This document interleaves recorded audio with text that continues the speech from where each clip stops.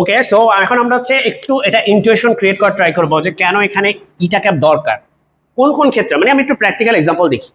যেমন আমরা ফিজিক্সের কিছু কিছু ক্ষেত্রে আমরা হচ্ছে এরিয়াকে আমরা হচ্ছে ভেক্টর হিসেবে রিপ্রেজেন্ট করি এরিয়াকে, যদিও as far as I know ম্যাথমেটিক্সে এরিয়াকে হচ্ছে স্কেলার হিসেবে রিপ্রেজেন্ট করে, স্কেলার মানে এটা জাস্ট এ ভ্যালু, রাইট? ফিজিক্সে আমরা ভেক্টর হিসাবে এরিয়াকে রিপ্রেজেন্ট করা আমাদের মাঝে মাঝে দরকার হয়। আমি কিন্তু কিভাবে বলছি ব্যাপারটা বুঝছো, এরিয়াকে ভেক্টর হিসাবে আমাদের দরকার হয় তাই ইউজ করি। তোমরা গাউসের সূত্র পড়ে আসছো মনে হয় 11-12 গাউসের সূত্র তোমাদের ফিজিক্সে ছিল তোমাদের।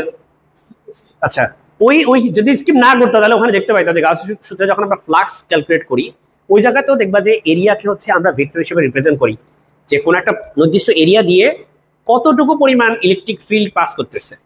এরকম অনেক ক্ষেত্রে আমাদের ফিজিক্সে অনেক ক্ষেত্রে আমরা আমাদের এরিয়াকে ভেক্টর হিসেবে রিপ্রেজেন্ট করার প্রয়োজন পড়ে। শুধু এটাই না, এরকম তুমি টর্ক পড়ছো, টর্ক তাই না, টর্ক পড়ে আসছো। টর্ক কি? টর্ক হচ্ছে তোমার আর ভেক্টরের সাথে হচ্ছে এফ ভেক্টরকে হচ্ছে ক্রস করে বের করতে হয়। কেন ক্রস করতে হবে? কেন? যাতে তুমি একটা ভেক্টর কোয়ান্টিটি পাও, একটা ভেক্টর কোয়ান্টিটি তুমি চাও, ঠিক আসে, তুমি একটা ভেক্টর কোয়ান্টিটি চাও, কারণ টর্ক হচ্ছে ঘূর্ণনের সাথে রিলেটেড, ঘূর্ণনের ক্ষেত্রে কতটুকু ফোর্স। তো আমাদের কখনো কখনো দরকার হয় যে দুইটা ভেক্টরকে গুণ করে যাতে আমরা একটা ভেক্টরই পাই, এটাকে এক্সপ্লেন করার জন্য আমাদের ভেক্টর প্রোডাক্ট দরকার।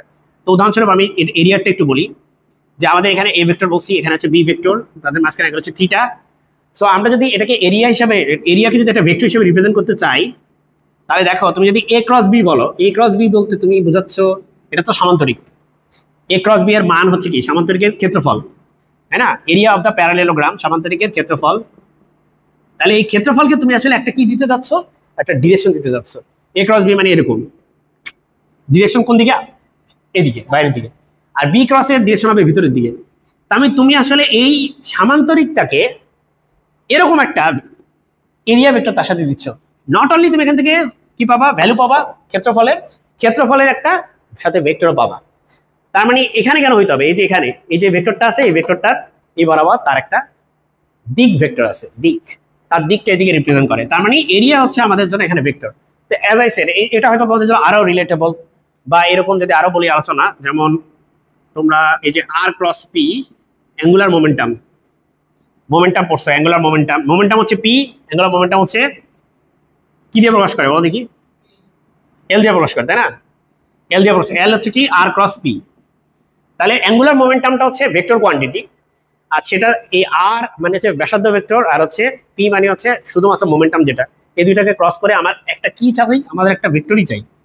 তো এই ধরনের ক্ষেত্রে এরকম অসংখ্য উদাহরণ আছে আমাদের ফিজিক্সে, যেগুলোতে আমরা ক্রস প্রোডাক্টের আমাদের ইউজ আছে, ঠিক আছে। আবার ডট প্রোডাক্টের ক্ষেত্রে আমি একটু বলে রাখি, ডট প্রোডাক্টের ক্ষেত্রে আমি বলি নেই। যেমন ধরো আমি ফোর্স ভেক্টরের সাথে ডিসপ্লেসমেন্ট ভেক্টরের ডট করছি, করে আমি হচ্ছে কি পাচ্ছি, ডব্লিউ পাচ্ছি, ডব্লিউ মানে ওয়ার্ক।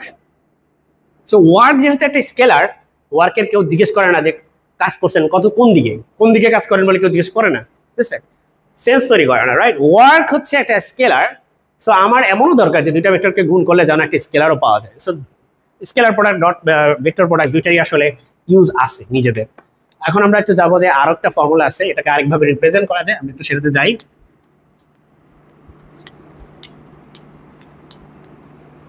সো এখানে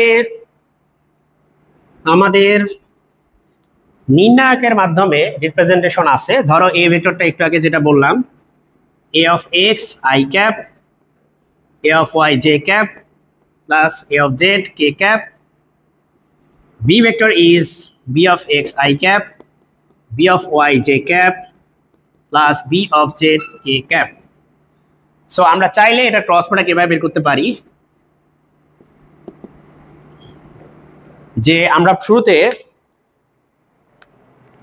নির্ণায়কের মাধ্যমে বের করতেছি এখানে, তাই না, এটা করে আসতো।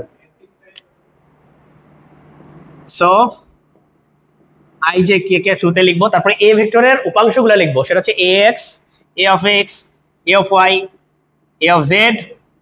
তারপরে পরে যেটা থাকবে সেটার উপাংশগুলো আমরা লিখি। তো এইটাও আরেকটা ওয়ে আসলে এটা বের করার, মানে ক্রস প্রোডাক্ট বের করা বা ভেক্টর প্রোডাক্ট বের করার। So we are almost done with multiplication of vectors.